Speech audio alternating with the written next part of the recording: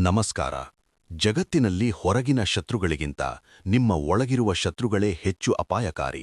ಆಚಾರ್ಯ ಚಾಣಕ್ಯರು ಹೇಳುತ್ತಾರೆ, ಯಾರು ತನ್ನ ಅರಿಷಡ್ವರ್ಗಗಳನ್ನು ಗೆಲ್ಲಲಾರನೋ ಅವನು ಇಡೀ ಜಗತ್ತನ್ನೇ ಗೆದ್ದರೂ ಒಬ್ಬ ಸೋತವನಿಗೆ ಸಮಾನ. ಕಾಮ, ಕ್ರೋಧ, ಲೋಭ, ಮೋಹ, ಮದ, ಮತ್ಸರ ಈ 6 ಶತ್ರುಗಳು ನಿಮ್ಮ ಬುದ್ಧಿಯನ್ನು ಹೇಗೆ ನುಂಗಿ ಹಾಕುತ್ತವೆ? ಇವರ ಸಂಕೋಲೆಯಿಂದ ಮುಕ್ತಿ ಪಡೆಯುವುದು ಹೇಗೆ? ಇಂದು ನಾವು ನಿಮ್ಮನ್ನು ನೀವು ಗೆಲ್ಲುವ ಚಾಣಕ್ಯನ 3 ಕ್ರಾಂತಿಕಾರಿ ಸೂತ್ರಗಳನ್ನು ತಿಳಿಯೋಣ. ಚಾಣಕ್ಯನ ಪ್ರಕಾರ ಈ 6 ಮೊದಲು ಗುರುತಿಸಿ. ಕಾಮ ಅಂದರೆ ಲಸ್ಟ್, ಅತಿಯಾದ ಲಾಲಸೆ ನಿಮ್ಮನ್ನು ಕುರುಡನನ್ನಾಗಿ ಮಾಡುತ್ತದೆ. ಕ್ರೋಧ ಅಂದರೆ ಆಂಗರ್, ಕೋಪವು ನಿಮ್ಮ ವಿವೇಚನೆಯನ್ನು ಸುಟ್ಟು ಹಾಕುವ ಬೆಂಕಿ. ಲೋಭ ಅಂದರೆ ಗ್ರೀಡ್, ದುರಾಸೆಯು ನಿಮ್ಮನ್ನು ಎಂದಿಗೂ ತೃಪ್ತಿಪಡಿಸದ ಬಲೆ.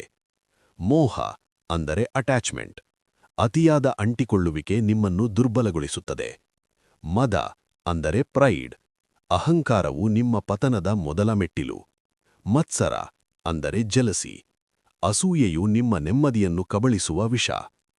ಇಂದ್ರಿಯ ನಿಗ್ರಹವೇ ಅಸಲಿ ಶಕ್ತಿ, ಸೆಲ್ಫ್ ಮಾಸ್ಟರಿ. ಚಾಣಕ್ಯರ ಮೊದಲ ಕಟು ಸತ್ಯ, ನಿಮ್ಮ ಇಂದ್ರಿಯಗಳು ನಿಮ್ಮ ಹತೋಟಿಯಲ್ಲಿದ್ದರೆ ಮಾತ್ರ ನೀವು ಮನುಷ್ಯ.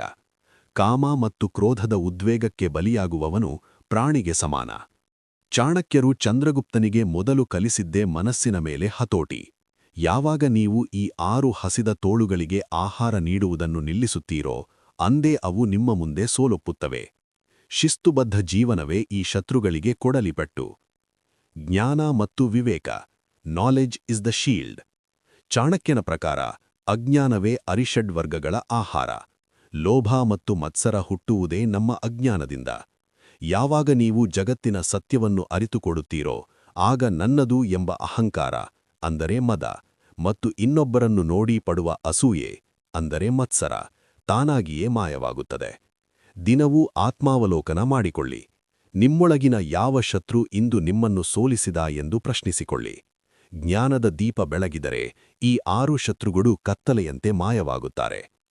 ಹೊರಗಿನ ಜಗತ್ತನ್ನು ಗೆಲ್ಲುವುದು ಸುಲಭ, ಆದರೆ ನಿಮ್ಮೊಳಗಿನ ಈ 6 ಶತ್ರುಗಳನ್ನು ಗೆಲ್ಲುವುದು ಅತಿ ದೊಡ್ಡ ಗೆಲುವು.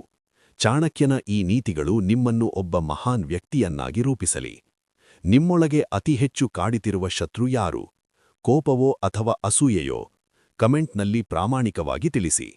ಇವುಗಳಿಗೆ ಬಲಿಯಾಗಿ ಜೀವನ ಹಾಳು ಮಾಡಿಕೊಳ್ಳುತ್ತಿರುವ ನಿಮ್ಮ ಗೆಳೆಯರಿಗೆ ಈ ವಿಡಿಯೋ ಶೇರ್ ಮಾಡಿ ಅವರ ಉದ್ಧಾರಕ್ಕೆ ಕಾರಣರಾಗಿ. ಸಬ್ಸ್ಕ್ರೈಬ್ ಆಗಲು ಮರೆಯಬೇಡಿ. ಜಯ ನಿಮ್ಮದಾಗಲಿ.